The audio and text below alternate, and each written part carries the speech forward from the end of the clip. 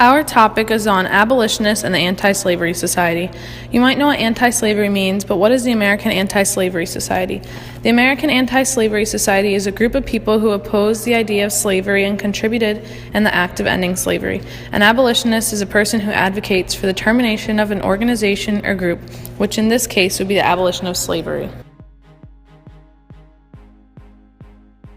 The Anti-Slavery Society was founded in 1833 by William Lloyd Garrison and Arthur Tampen. It was organized in Philadelphia. By the year 1840, there was 2,000 societies that included up to 1,500 to 200,000 members.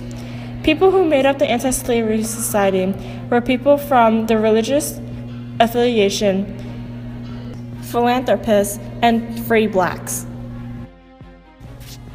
The Liberty Party was a group that emerged back in 1839 in upstate New York and believed that slavery was unconstitutional. William Lloyd Garrison, American Anti-Society chairman, spoke about the Constitution as a covenant with death and an agreement with hell. In the year of 1839, the organization separated over differences in opinion and the attitude about the way that they should approach advocating for anti-slavery. Some members, like Garrison, preferred a more violent, aggressive approach and criticized the Constitution, wanting women to be allowed into the organization. In 1840, the Tappan brothers formed the American and Foreign Anti-Slavery Society, which advocated for the moral and political side of anti-slavery. This organization led to the birth of the Liberty Party. 1840, the American and Foreign Anti-Slavery Society was led by Arthur Tampen.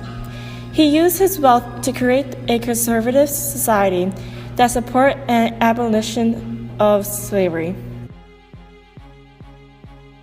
In 1842, during a parade in Philadelphia celebrating West Indian Emancipation Day, mobs of angry whites attacked blacks celebrating. Many of the victims were injured after being severely beaten repeatedly. 1850. The Compromise of 1850 included the Fugitive Slave Act that was controversial during the time. It was created to limit the amount of unfair and inhumane treatment towards the enslaved people and fight for the black community. Missouri Compromise prohibits the spread of slavery, and this would later be found unconstitutional in the 1857 Dred Scott decision. In 1857, the Dred Scott decision declared that slave owners were able to take their slaves to the Western territories. This also said that free or enslaved blacks have no rights as citizens. In 1870, the 15th Amendment was passed, permitting black men the right to vote. Pennsylvania was recognized as a major center for the abolishment movement, and the American Anti-Slavery Society was officially diffused.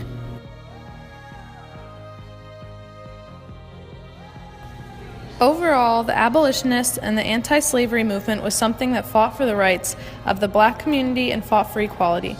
This has impacted our society in many ways and has allowed us to grow and advance as the modern society that we have become.